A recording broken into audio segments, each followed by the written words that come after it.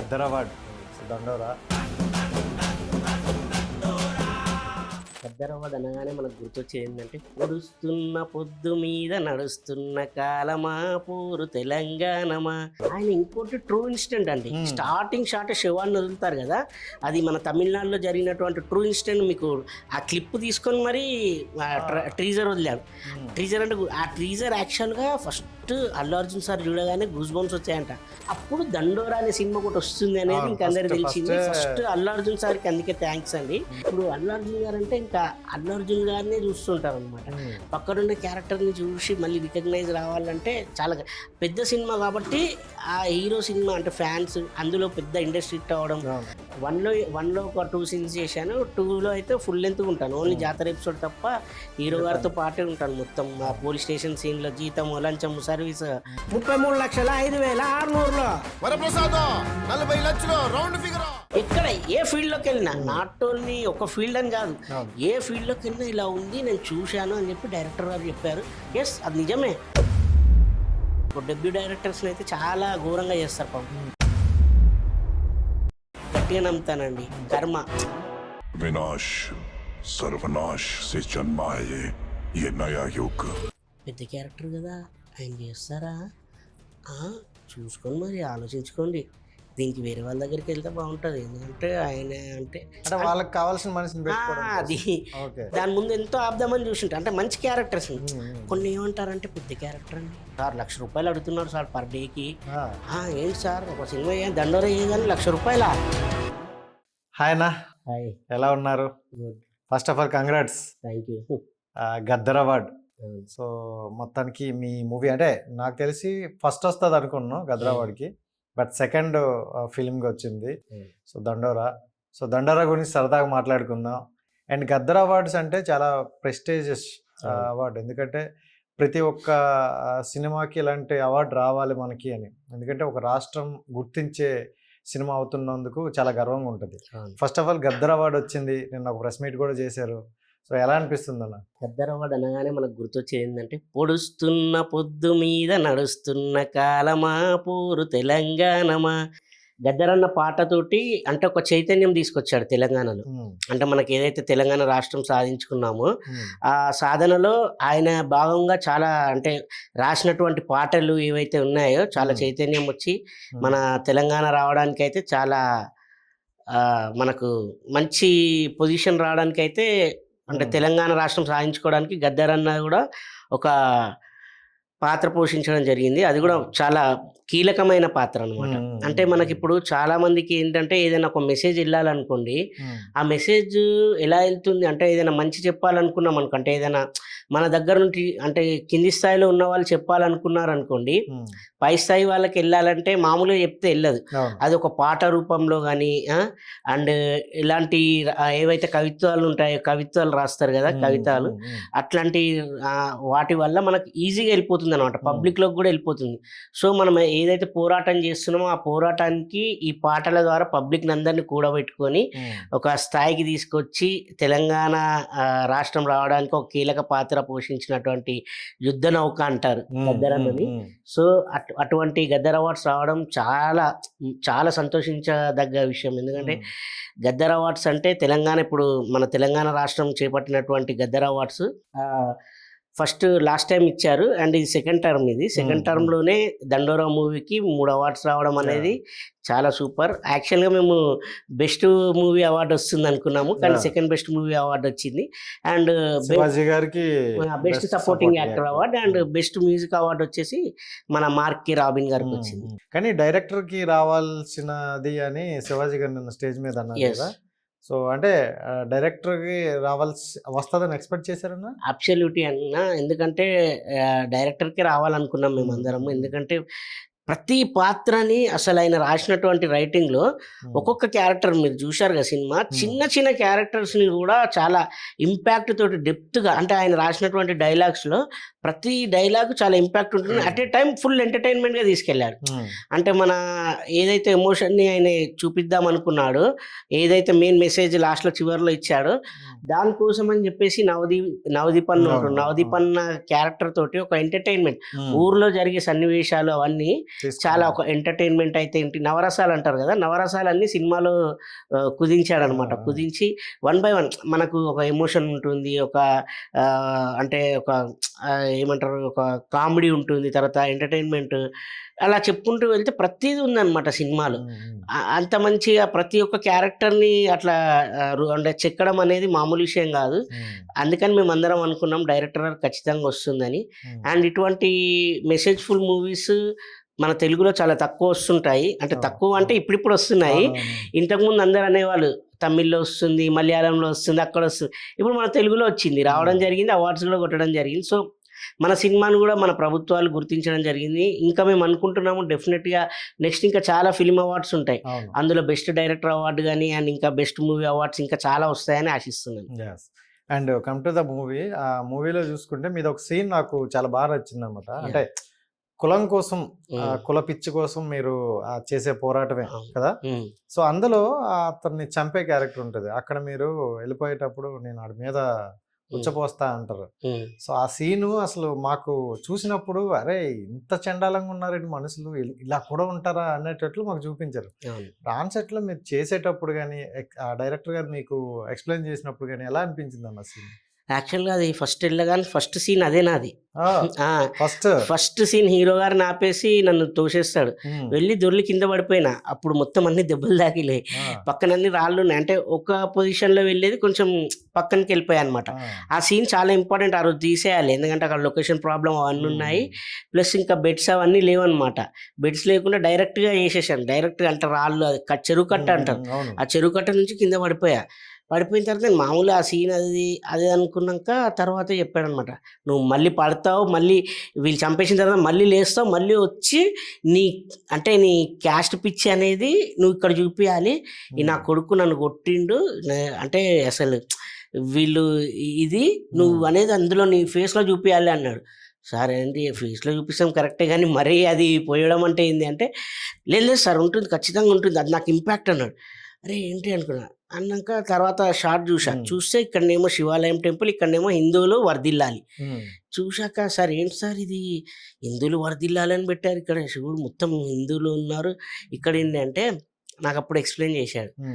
మనందరం హిందువులమండి, కానీ మన దాంట్లో చాలా క్యాస్ట్ అనేది మనకి ఇక్కడ అంటే అది మనకొక ఏమంటారు, మనం ఎక్కడ మాట్లాడాలో అక్కడనే అది కొన్ని చోట్లనే మాట్లాడాలి. అంటే గవర్నమెంట్ దగ్గర, స్కూల్లో మనకి ఏవైతే ఉంటాయో మన ఫెసిలిటీస్ ఉంటాయి అక్కడ వరకే ఉండాలి. ప్రతి నా కొడుకు నీదే క్యాస్ట్, నీది ఆ క్యాస్ట్, నీది ఈ క్యాస్ట్ అని చెప్పేసి క్యాస్ట్ ఫీలింగ్ తీసుకొచ్చేసి మన అంటే ఒక క్యాస్ట్ కొట్టుకునేది కూడా ఎవరు, మన హిందువులే. ఈ హిందువులలో ఈ క్యాస్ట్ ఫీలింగ్ పోయే వరకు చాలా కష్టం. అందుకనే ఈ సీన్ అది హిందువులు వరదిల్లాలి అంటారు, కానీ ఇక్కడ ఫస్ట్ క్యాస్ట్ అనేది మీకు వచ్చేస్తుంది.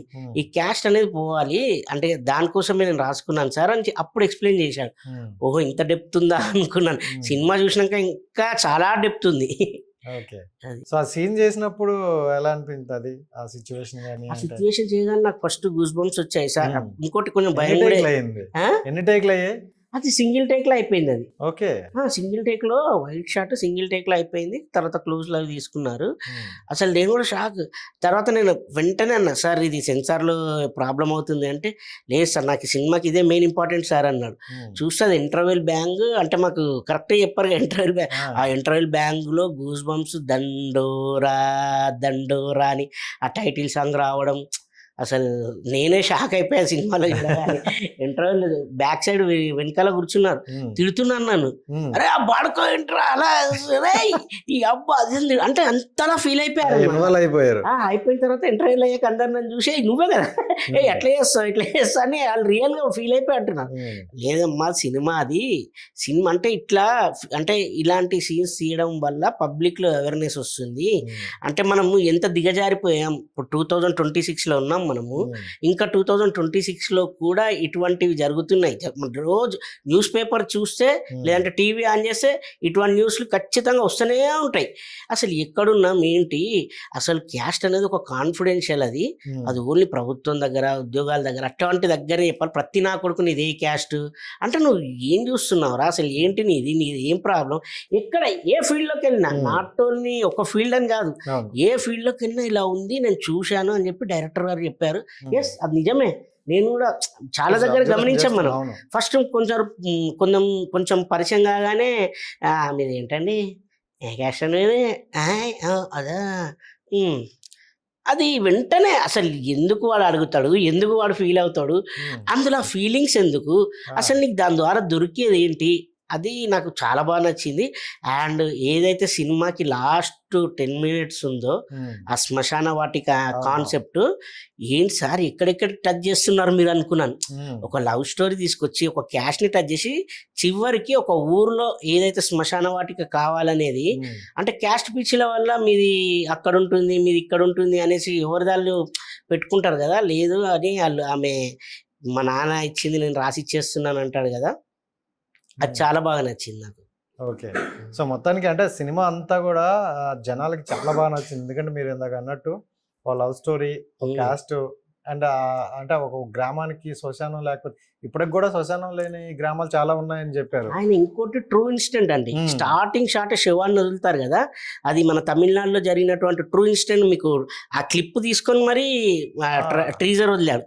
ట్రీజర్ అంటే ఆ ట్రీజర్ యాక్చువల్గా ఫస్ట్ అల్లు అర్జున్ సార్ చూడగానే గూస్ బంప్స్ వచ్చాయంట. ఎవరు డైరెక్టర్ అసలు అదిరిపోయింది, మామూలుగా లేదని. అంటే నవదీప్ అన్న ఫ్రెండ్స్ కదా, అనగానే వెంటనే డైరెక్టర్ గారికి ఫోన్లో ఏంటి సార్ మీరు అసలు మామూలుగా లేదు, అదరగొట్టేసావు నువ్వు అంటే, అది మీడియాతో షేర్ చేసుకున్నాడు మన ట్వీట్లో, ఫుల్ వైరల్ అయిపోయింది. అప్పుడు దండోరా అనే సినిమా ఒకటి వస్తుంది అనేది ఇంక అందరికి తెలిసింది. ఫస్ట్ అల్లు అర్జున్ సార్కి అందుకే థ్యాంక్స్ అండి. అండ్ అల్లు అర్జున్ సార్ ఎప్పుడైతే ట్రీజర్కి మనకు బూస్టప్ ఇచ్చాడు, అయిన తర్వాత అసలు చాలా మంది జనాల్లోకి వెళ్ళిపోయింది. అండ్ ఇంకోటి క్రిస్మస్కి చాలా పోటీ మధ్య వచ్చింది అనమాట, చాలా సినిమాలు ఉండే, కాకపోతే వీళ్ళకి ఓటీటీ డేట్ ఉండడం వల్ల తొందరగా అదే డేట్కి రిలీజ్ చేయాలని చేశారు. థియేటర్లో కొంచెం అటు ఇటు అయినా మళ్ళీ మన జూనియర్ ఎన్టీఆర్ అన్నకు నిజంగా హ్యాట్స్ ఆఫ్. అసలు అంటే మన అందరు అంటారు స్టార్స్ చిన్న సినిమాల్ని బట్టి, చిన్న సినిమాల్ని చాలా సినిమాల్ని వాళ్ళు చూస్తూ ఉంటారు. బూస్టప్ అది ఇప్పుడు దండోరాకి ట్వీట్ వేయడం తోటి ఒక ప్రభంజనం సృష్టించి ప్రభుత్వం ద్వారా అవార్డు రావడం అనేది నాటే జోక్ అండి. దానికి కారణం మన జూనియర్ ఎన్టీఆర్ అన్న. ఎందుకంటే చాలా మంది జనాల్లోకి వెళ్ళిపోయింది జూనియర్ ఎన్టీఆర్ అన్న ఫ్యాన్స్ అసలు కోట్లలో ఉన్నారు.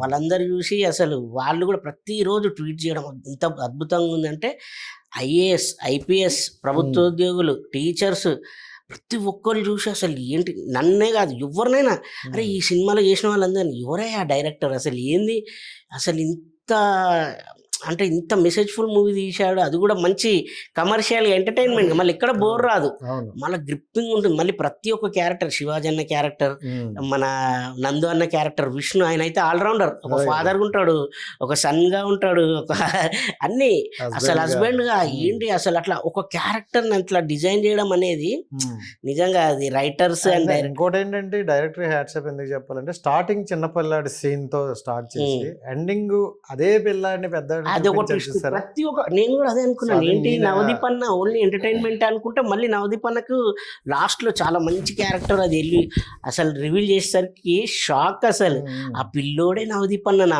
ఓహో ఆయనదే స్టోరీ మొత్తం. అసలు ఆయన ఏదైతే బాధపడ్డాడో, ఆయన గ్రామానికి సర్పంచ్ అయ్యి ఆ గ్రామంలోనే అంటే ఇట్లాంటి సిచ్యువేషన్ వచ్చినప్పుడు ఆయన ఫేస్ చేయడం అనేది చాలా, అసలు ఇక్కడ ప్రతి క్యారెక్టర్ సార్, ఒక్క క్యారెక్టర్ అని కాదు, ప్రతి క్యారెక్టర్, మీరు చిన్న చిన్న క్యారెక్టర్స్ కూడా ఉంటాయి, చాలా ఫన్నీ ఉంటాయి. ఒక అతను పళ్ళపూలు వేసుకొని అది నవ్వుతుంటుంది, టెంట్ తెప్పియాలా అంటుంటాడు, ఇంకో అతనేమో స్టార్టింగ్లో ఫ్రెండ్స్ని కట్టెలు కొట్టుకరా అంటే వాళ్ళు వెళ్ళి అది చేసినప్పుడు, అరే మీ చెల్లెని నేను మొత్తం మెదక్ రేట్లు ఎక్కించుకొని తిప్పా తెలుసా నీకు అంటాడు కూడా, ఒక అమ్మాయి గొడవ విషయం. అట్లా ప్రతి ఒక్క సీన్ అలా గుర్తుంచుకున్నట్టు, అంటే మన మైండ్లో అట్లా ఉండిపోయాయి అనమాట. చాలా బాగా తీశాడు అసలు. So super, thank you so much. And ఇంకా చూసుకుంటే మీకు ఎక్కువగా మీరు ఎన్ని సినిమాలు చేసినా పుష్ప మూవీతో మంచి పేరు వచ్చింది అన్నమాట మీకు. సో అంటే దాని గురించి ఏమైనా షేర్ చేసుకుంటారా? పుష్ప అనేది నాకు ఏంటంటే, ఇప్పుడు మనం చాలా సినిమాలు చేస్తుంటాం, ఒక స్టార్ హీరో మూవీలో ఒక చిన్న క్యారెక్టర్ రావాలంటే చాలా కష్టం, కానీ చూసేవాళ్ళు అనుకుంటారు ఏంట్రా అంత చిన్నగా చేసావు అనుకుంటారు. కానీ ఒక స్టార్ హీరో అంటే మీకు సినిమా అంటే వన్ మ్యాన్ షో ఉంటుంది అవును హీరోలది, స్టార్ హీరోస్. పక్కనున్న ఒకసారి అల్లు అర్జున్ గారు చెప్పారు, చిరంజీవి గారి సినిమాలో పక్కన వేరే హీరోయిన్స్ వాళ్ళందరూ చేశారంట, ఆ సినిమాలో ఆ అమ్మాయి ఎక్కడుంది అనేసి అన్నాడంట. నేను 10 సార్లు చూశాను కదా అంటే 10 సార్లు చిరంజీవి గారినే చూశారు, పక్కనున్న క్యారెక్టర్ని చూడలే. అంటే హీరోయిన్ అమ్మాయి ఆమెను కూడా అంటే ఇప్పుడు అల్లు అర్జున్ గారు అంటే ఇంకా అల్లు అర్జున్ గారినే చూస్తుంటారు అనమాట. పక్కనున్న క్యారెక్టర్ని చూసి మళ్ళీ రికగ్నైజ్ రావాలంటే చాలా పెద్ద సినిమా కాబట్టి ఆ హీరో సినిమా అంటే ఫ్యాన్స్ అందులో పెద్ద ఇండస్ట్రీ హిట్ అవ్వడం అందరు చూడడంతో నాకు అందులో మంచి రికగ్నైజ్ వచ్చింది. అందులో ఒక రికగ్నైజ్ అంటే క్యారెక్టర్ చాలా మంచి క్యారెక్టర్ చేశాను. వన్లో ఒక 2 సీన్స్ చేశాను, 2లో అయితే ఫుల్ లెంత్ ఉంటాను, ఓన్లీ జాతర ఎపిసోడ్ తప్ప హీరో గారితో పాటే ఉంటాను మొత్తం. ఆ పోలీస్ స్టేషన్ సీన్లో జీతం లంచం సర్వీస్ పుష్పన్న పేరు మీద 30 లక్షలు అని వాళ్ళు కొనేప్పుడు, అలాగే ఇంటర్వెల్ బ్యాంక్లో దమ్ముంటే పట్టుకోర శకావత్ పట్టుకుంటే వదిలేస్తాం, ఆ కోరస్లో అవన్నీ హీరో గారితో ఉంటాం. కిసక్ పాటలు పెట్టారు శ్రీలీల గారితో, అవన్నీ చాలా బూస్టప్ ఇచ్చాయి అనమాట.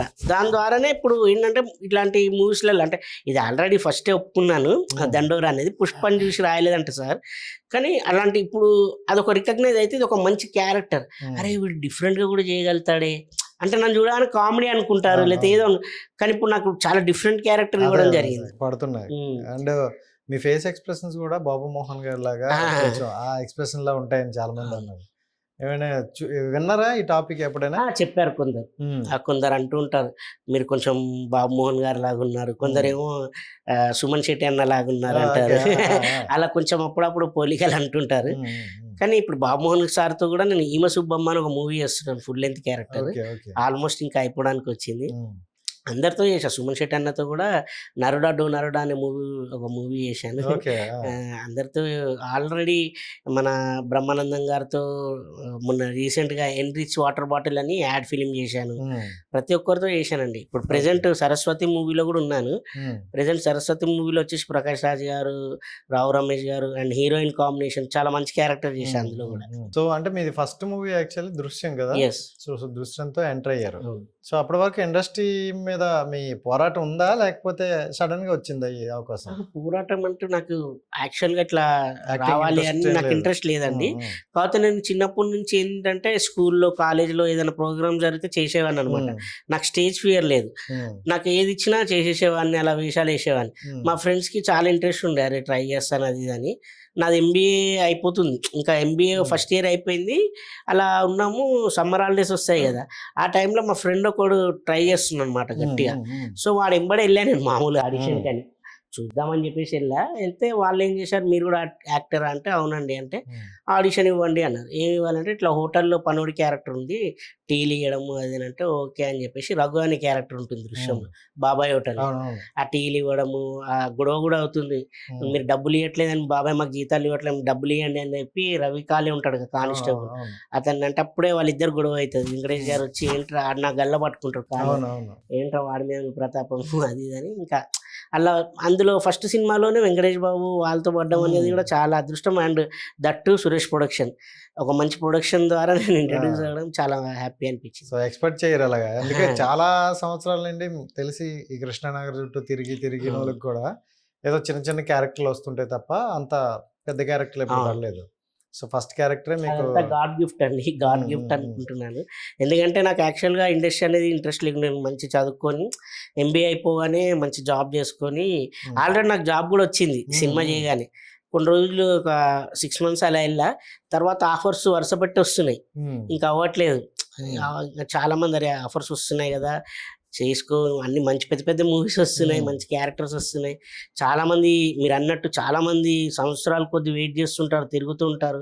ఇది నీకు గాడ్ గిఫ్ట్, ఇది ఎందుకు నువ్వు అంటే ఇటువైపు నిన్ను లాగుతుంది కలమ్మ తల్లి, సో నువ్వు వెళ్ళంటే నేను కూడా ఆలోచించా. సో ఇది బాగుంది. అండ్ ఇంకోటి నాకు ఒకటి స్టేజ్ ఫియర్ లేదు. ఫస్ట్ స్టార్టింగ్లో కొంచెం కెమెరా లుక్స్ అవి అడిగేవాడిని, తర్వాత నాకు అలవాటు అయిపోయింది ఎట్లా ఎలా యాక్టింగ్ చేయడం అని. ఏ క్యారెక్టర్ ఇచ్చినా ఈజీగా చేసేస్తుంటాను. మొత్తం ఎన్ని చేశారు ఇప్పటి వరకు? నేను ఇప్పుడు వరకు ఒక 60 movies వరకు చేశానండి.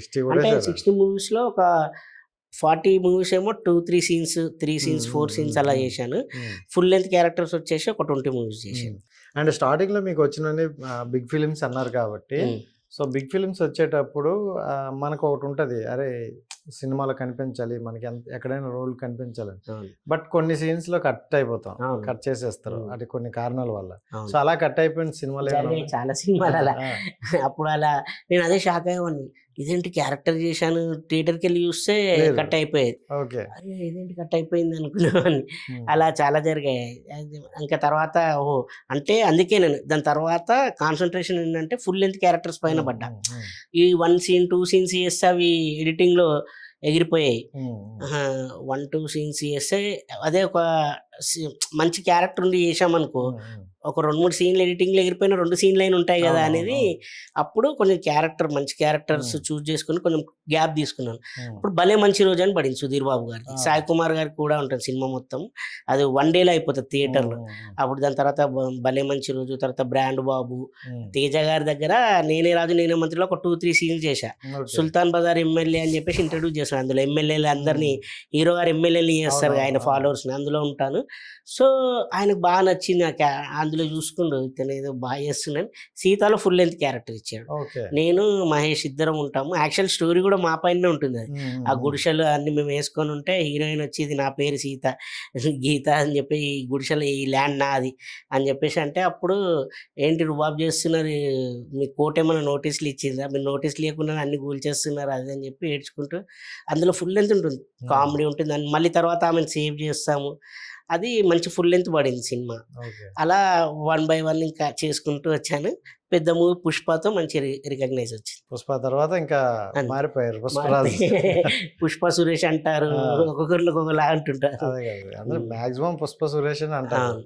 అంటే కొంచెం ఒక పెద్ద సినిమాతో ఏదైనా పేరు వచ్చింది అనుకో, ఆ పేరు సినిమాతో యాడ్ చేస్తుంటారు, అది అవును. మనకి చాలా వరకు ప్లస్ అవుతుంది. చాలా ప్లస్ అవుతుంది అలా.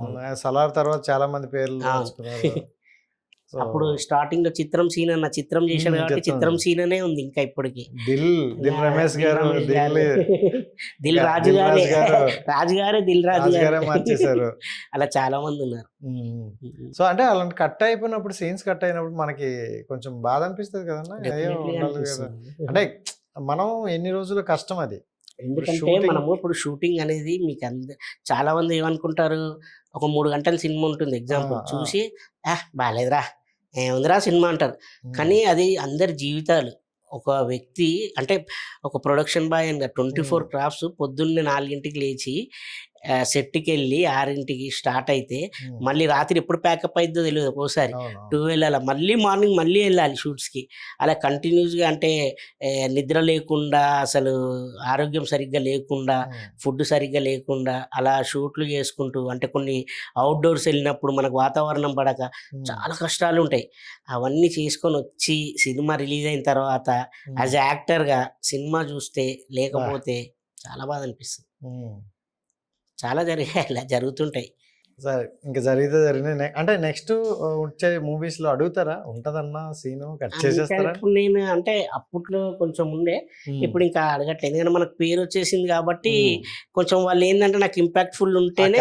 ఇప్పుడు యాక్చువల్లీ సరస్వతిలో ఒక చాలా ఇంపార్టెంట్ క్యారెక్టర్, అంటే మంచి క్యారెక్టర్ అది ఉంది, కానీ ఒక మెయిన్ సీక్వెన్స్ ఉంటుంది. ఆ సీక్వెన్స్ని లేపేశారు, మిగతా సీన్స్ అన్నీ ఉన్నాయి. ఆ ఒకటి సీన్ అది ఉంటే ఇంకా చాలా ఇంపాక్ట్ ఉంటుండే, కానీ అది అంటే స్టోరీకి కొంచెం అది అంటే రిపీటెడ్గా వస్తుందని చెప్పి ఆ సీన్ తీసేశారంట. అంటే జనరల్గా జూనియర్ ఆర్టిస్టులు, క్యారెక్టర్ ఆర్టిస్ట్ అని ఇలా డిఫరెంట్ ఉంటాయి కదా, కేటగిరీస్ ఉంటాయి మన దగ్గర కూడా కేటగిరీస్. సో ఏంటి ఆ కేటగిరీస్ ఒకసారి దాని గురించి, ఎందుకంటే కొంతమందికి తెలియదు, చాలా మంది అడుగుతున్నారు నాకు. సో అంటే ఏంటి జూనియర్ ఆర్టిస్ట్ కి క్యారెక్టర్ ఆర్టిస్ట్ కి తేడా ఏంటి, అంటే డిఫరెన్స్? ఇక్కడ 4 రకాలు ఉన్నారండి. ఓకే. ఫస్ట్ వచ్చేసి మన స్టార్స్, అంటే hero heroine, main casting, main lead వాళ్ళది పక్కన, అంటే చిరంజీవి గారు వాళ్ళందరూ. సెకండ్ వచ్చేసి సపోర్టింగ్ క్యారెక్టర్.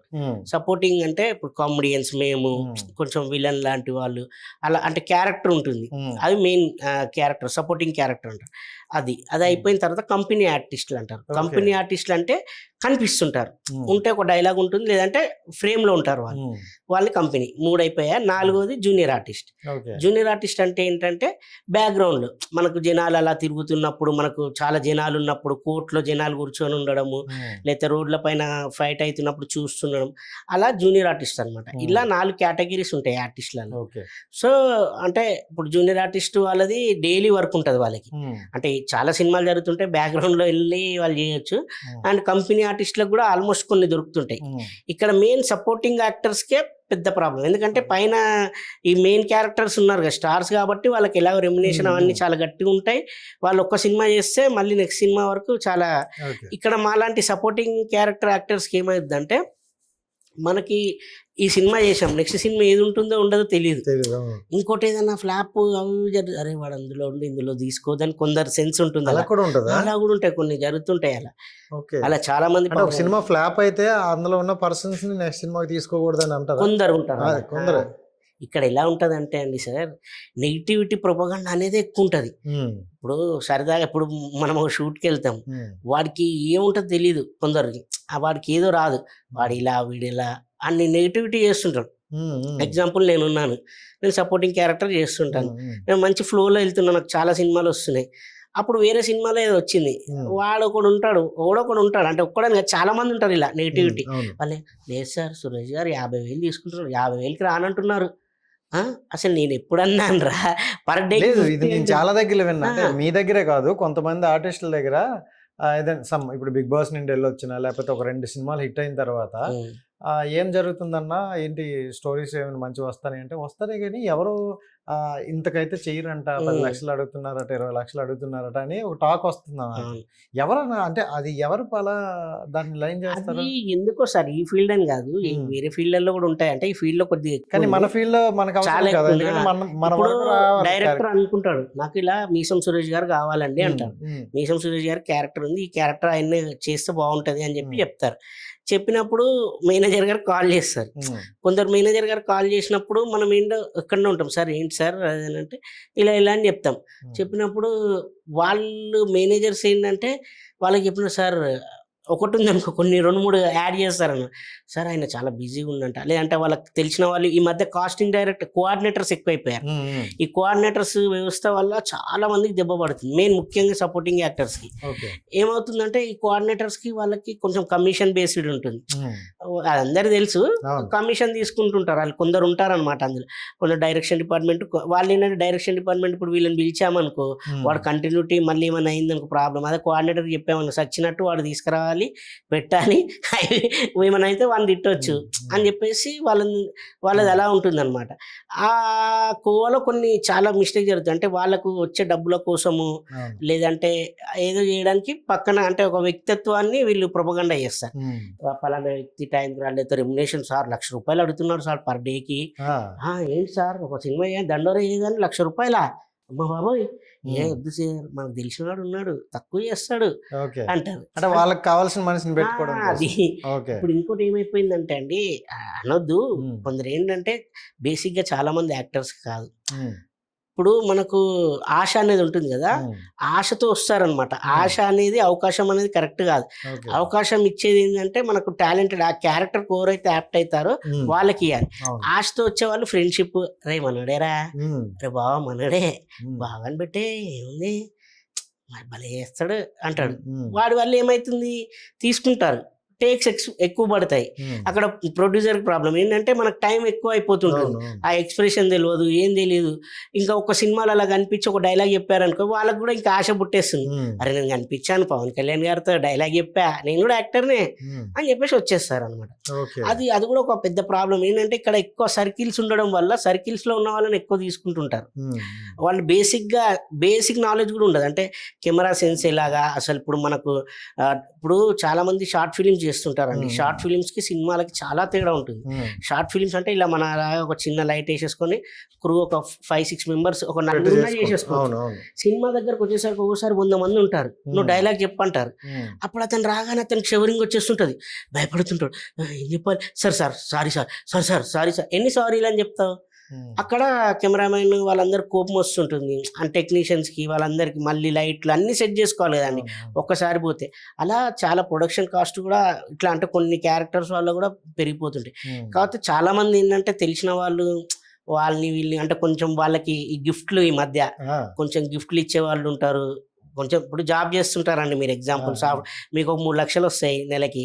సార్ నాకు క్యారెక్టర్ చూడండి అంటారు. అది ఇది అంటే ఐఫోన్ గిఫ్ట్ తీసుకోండి అని ఇచ్చేస్తారు మీరు. మీకేముంది సార్ ఒక 1 lakh మీకు సినిమాల్లో కనిపించాలని ఉంది. అతను ఏం చేస్తాడు, అరే ఎవరిని తీసేయాలి, పలానోళ్ళు వీడి క్యారెక్టర్ అలా అలా చాలా జరుగుతుంటాయి. కానీ అన్నీ జరగవు, కొన్ని మాత్రం. కొన్ని ఆ కొన్నిట్లలోనే కదా మన దగ్గరకు వచ్చినప్పుడు పోయే అవకాశాలు. అదే అండ్ జూనియర్ ఆర్టిస్టులు మనం ఇందాక అన్నట్లు అంటే వాళ్ళకి డైలీ వర్క్ ఉంటుంది అని అన్నారు. అంటే ఇప్పుడు వాళ్ళు మనీ కోసం వస్తారా, లేకపోతే ఇండస్ట్రీ అంటే ఒక ఫ్యాషన్ తో వచ్చి సో వాళ్ళు కూడా ఎదగాలని వస్తారా? అందులో కూడా ఉంటారండి చాలా మంది. అంటే ఫస్ట్ వచ్చి ఇండస్ట్రీ ఎలా ఉంటుంది ఏంటి అని మనం చూసాం కదా, చాలా మంది అన్నారు. అంటే పేర్లు చెప్పొద్దు, కొందరు యాక్టర్స్ కానీ డైరెక్టర్స్ అయిన వాళ్ళు ఉన్నారు. అప్పట్లో వాళ్ళకి ఏంటంటే డబ్బులు అనేది ఇంపార్టెంట్. ఎందుకంటే ఇక్కడ హైదరాబాద్ లో ఉండాలంటే చాలా ఖర్చుతో కూడుకున్న లైఫ్స్ ఇవి. నీకు ఒక రూమ్ రెంట్, ఫుడ్, నీకు మధ్యాహ్నం ఇంట్లో ఉన్నావు అంటే నీకు రూమ్ లో ఉన్నావు అంటే డబ్బులు కావాల్సిందే. మధ్యాహ్నానికి, నైట్ కి, మార్నింగ్ పస్తులు ఉన్నా ఏదో ఒకటి కావాలి. సో అది మనం షూటింగ్కి వెళ్ళామనుకో సరదాగా జూనియర్ ఆర్టిస్ట్ గుంపులో ఉంటాం, ఎవరికి కనిపిస్తాం.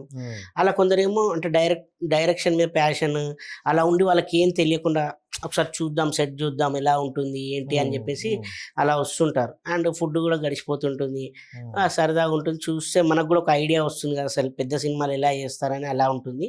కొందరికేమో ఇంకా అవకాశాలు రాక అసలు ఇప్పుడు క్యారెక్టర్ ఆర్టిస్ట్గా ట్రై చేస్తుంటారు, లేదంటే డైరెక్టర్గా ట్రై చేస్తుంటారు, రైటర్స్గా ట్రై చేస్తుంటారు.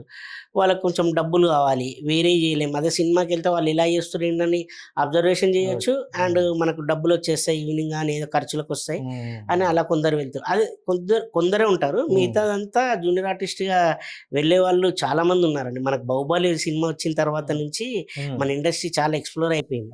అంటే నాట్ ఓన్లీ మన తెలుగు వాళ్ళు కాకుండా పక్క నుంచి మహారాష్ట్ర నుంచి, కర్ణాటక నుంచి, తమిళ చాలా మంది వచ్చేసారు.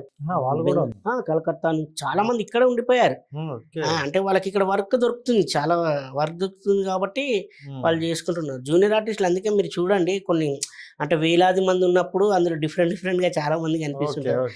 అండ్ ఇంకోటి మన ఇండస్ట్రీ కూడా చాలా ఎక్స్ప్లోర్ అయిందండి. ఓటీటీస్ వచ్చాక మనకు వెబ్ సిరీస్లని ఇదని. జూనియర్ ఆర్టిస్టులకు ఏంటంటే సీరియళ్లలో డైలాగ్స్ ఇస్తుంటారు.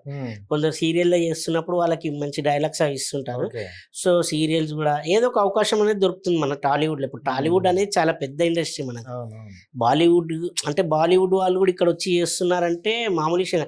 మొన్న రీసెంట్గా కూడా స్టార్ ప్లస్ అని చెప్పేసి మన స్టార్ వాళ్ళది ఉంటుంది, వాళ్ళు కూడా ఇక్కడే చేస్తున్నారు షూట్స్.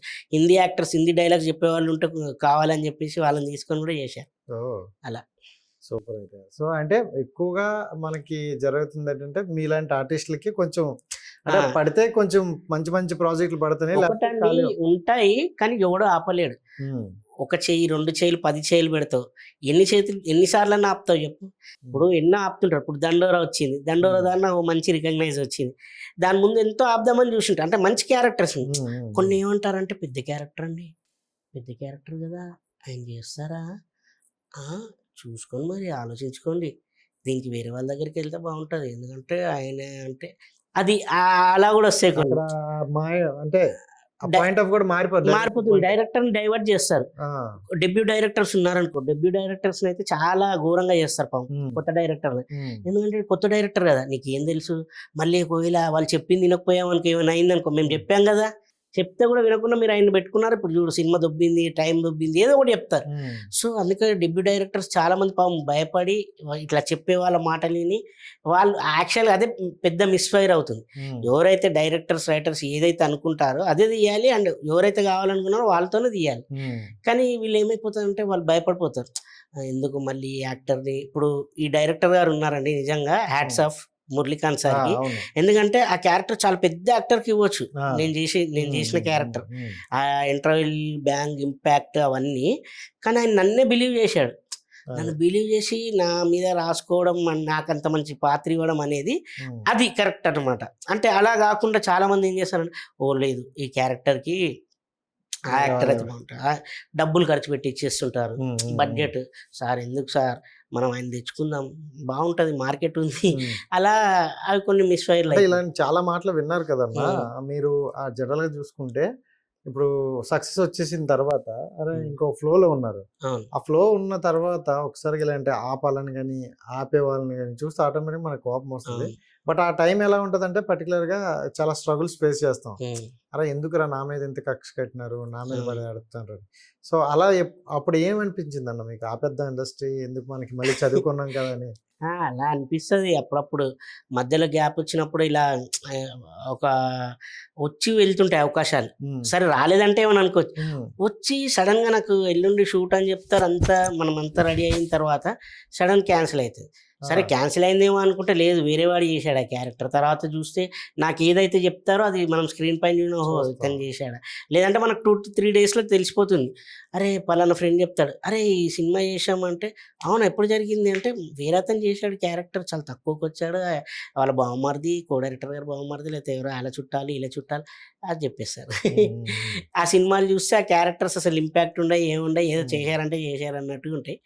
సరేలే నేనైతే ఒకటి గట్టిగా నమ్ముతానండి, కర్మ కర్మ అనేది ఉంటుంది. అండ్ ఇంకోటి ఏంటంటే మనకు వచ్చేది ఉందనుకో ఖచ్చితంగా వస్తుంది.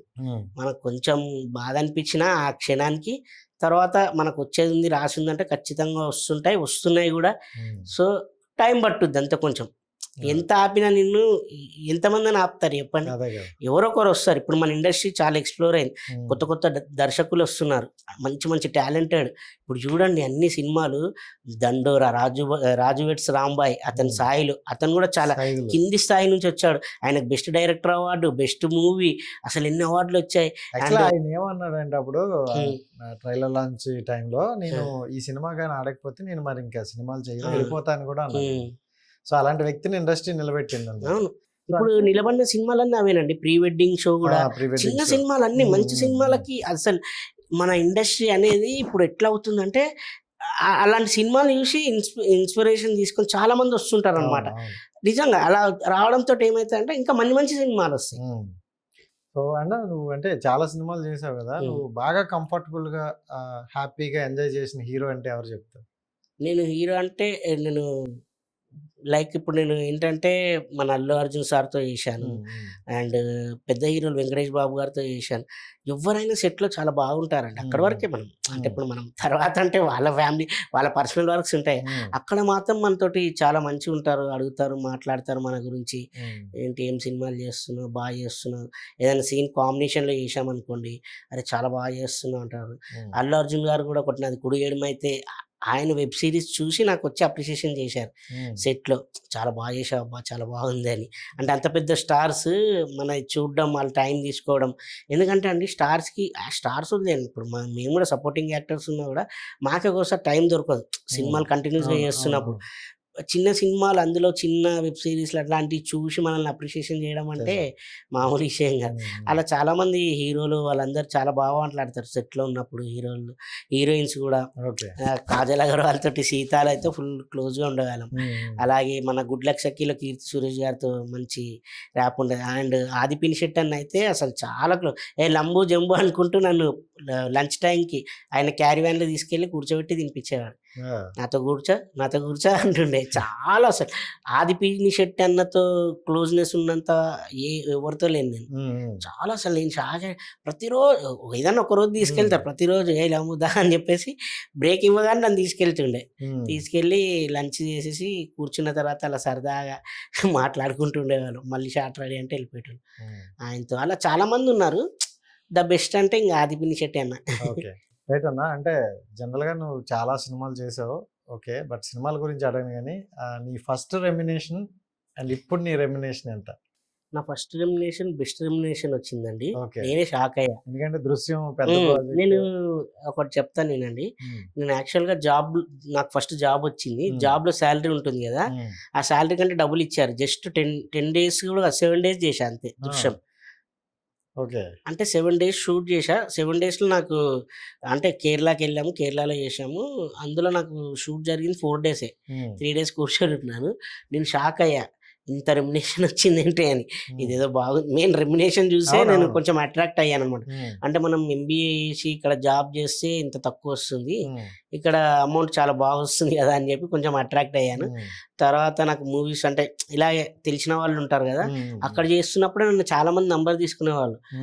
అన్న మీ నంబర్ ఇవ్వండి అన్న, భలే ఉన్నారు మీరు, భలే ఉన్నారు అది అని తీసుకొని నెక్స్ట్ హైదరాబాద్ వచ్చిన తర్వాత చాలా మంది చెప్పారనమాట, ఇలా పలానా సినిమా ఇలా జరుగుతుంది, ఒకసారి వాళ్ళకి కలవండి, ఇలా కలవండి అంటే కలుస్తుంటే ఎక్కడికి వెళ్ళినా కూడా నాకు మ్యాక్సిమం ఒక 10 ఆఫీసెస్ వెళ్ళాను అనుకోండి, 5 మూవీస్ పడేవి. అలా ఎక్కువ పాజిటివ్గా ఉండేది. So Super. నేను అలా చేసుకుంటూ వచ్చాను. కొన్నిసార్లు మధ్యలో రెమ్యునేషన్ అనేది కొన్ని సినిమాలకి అప్ అండ్ డౌన్స్ ఉంటాయి.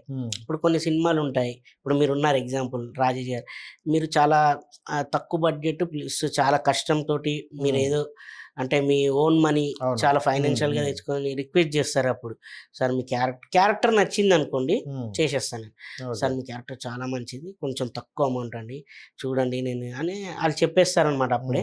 అలాంటి సినిమాలు చేసినవి కూడా ఉన్నాయి కొన్ని. చిన్న చిన్న మూవీస్ ఉంటాయి కదా, ఓకే. చేస్తుంటాం అలా. సో ఇప్పుడు ఎంత? జరుగుతుంది అంటే కొన్ని మూవీస్ అంటే ఇలా కొన్ని ప్యాకేజెస్ ఉంటాయండి. ఇప్పుడు ఫుల్ లెంత్ మొత్తం. ఉంది అనుకోండి, ప్యాకేజెస్ లాగా ఇస్తారు. ఇప్పుడు డేట్స్ ఉంటాయి, ఆ డేట్స్ బట్టి ప్యాకేజ్ బాగుంటది అప్పుడు. బాగుంటది. 1 డే 2 డేస్ ఉన్నాయనుకోండి, మంచి ఇల్లు కట్టుకోవచ్చు ప్యాకేజ్. అంత ఉండదు. అంటే మనకి ఇచ్చేది ఎలా ఉంటుంది అంటే ఒక 10 డేస్ అనుకోండి, 10 డేస్కి ఇంత. ఫుల్ లెంత్ అనుకోండి, వద్దన్న ఒక ఫుల్ 30 లెంత్ మీన్స్ అంటే అంతే 10-20 డేస్ కంటే ఎక్కువ రాదండి. ఎందుకంటే మీరు సినిమా అనేది అందులో 6 పాటలు ఉంటాయి, అందులో సినిమా హీరో హీరోయిన్ ఉంటారు, మనం ఉండము. ఫైట్స్ ఉంటాయి, ఫైట్స్ అంటే విలన్ హీరో ఉంటారు, మనకి ఏంటంటే సపోర్టింగ్ క్యారెక్టర్ కామెడీ గాను లేదా సపోర్టింగ్ గాను. ఇప్పుడు అలా వచ్చినప్పుడు మనకు ఆ క్యారెక్టర్కి మ్యాక్సిమం 10 to 15 డేస్ కంటే ఎక్కువ ఉండదండి. అంటే మంచి ప్రొడక్షన్ అయితే. ఇంకా చిన్న సినిమాలు అయితే చుట్టేస్తారు ఫాస్ట్గా, ఒకే రోజు 7-8 సీన్లు చేసిన రోజులు కూడా ఉన్నాయి. 3 రోజులలో 15 సీన్లు 20 సీన్లు అలా పెద్ద పెద్ద సీన్లు మళ్ళీ చిన్న సినిమాలు. ఇంకా వాళ్ళ బడ్జెట్ తక్కువ ఉంటుంది కదా, పొద్దున్న పెట్టారంటే అంటే వాళ్ళు ప్లాన్ చేసుకుంటారు, ఈ రోజు యాక్టర్ వచ్చాడు అనుకోండి, యాక్టర్ తోటి మనం కొట్టేసేయాలి అని చెప్పి వాళ్ళు ఒక 20 రోజుల్లో చేసేది 3 రోజుల్లో 4 రోజుల్లో ఫినిష్ చేసేస్తారు. అలా. సో అయితే మొత్తానికి రెమ్యునేషన్ అయితే చెప్పలేదు, మీరు కూడా చుట్టేశారు. కాన్ఫిడెన్షియల్ చుట్టేశారు. ఓకే, ఫైనల్ గా అయితే ఫైనాన్షియల్ గా హ్యాపీ ఉన్నారు కదా, ఓకే అండి. సో అదైతే చాలు. అండ్ అంటే పుష్ప తర్వాత మీ స్కేల్ కొంచెం పెరిగింది అనుకోవచ్చు, మంచి క్యారెక్టర్లు వస్తాయి. అంటే అది 1 minute క్యారెక్టర్ అవ్వచ్చు, ఒక 10 minutes క్యారెక్టర్ అవ్వచ్చు, బట్ క్యారెక్టర్ ఇంపార్టెంట్ అయితే ఉంటుంది. క్యారెక్టర్ అంటే అదేనండి, నేను అదే అడుగుతాను. అంటే ఇంపార్టెంట్, ఇప్పుడు మనం చిన్నది ఉన్నా కూడా సినిమాకి ఇంపార్టెంట్ ఉందనుకో, ఆ సీన్ చేసేస్తాను. ఎందుకంటే ఆ లింకప్ ఉంటుంది. అరే భలే ఈ లింక్, ఇప్పుడు సరస్వతి మూవీ ఉంది, ఒక 3 scenes ఉన్నా కూడా సినిమాకి లింక్ అయి ఉంటుంది ఆ క్యారెక్టర్. సో అలాంటి క్యారెక్టర్స్ అందులో పెద్ద పెద్ద యాక్టర్స్, ప్రకాష్ రాజ్ గారు, రావు రమేష్ గారు, పెద్ద పెద్ద పెద్ద ఆర్టిస్టులతోనే పడుతున్నాయి, అన్ని నాకు పెద్ద యాక్టర్స్ తోనే పడుతున్నాయి. సో అలాంటివి ఉన్నప్పుడు చేసేస్తాను నేను. ఈ దండోరాలో కూడా మనం చాలా మంచి యాక్టర్, విరూపాక్షలో మంచి రవికృష్ణ గారు అండ్ శివాజీ గారు కాంబినేషన్ చాలా super. And thank you so much అన్న, వాల్యుబుల్ టైం అయితే ఇచ్చావు. Thank you. Wish you all the best, మంచి ప్రాజెక్టులు చేయాలి. నెక్స్ట్ నేను కలిసినప్పుడు ఆఫ్ కెమెరాలో అయినా నాకు చెప్పాలి. డెఫినెట్లీ చెప్తాను.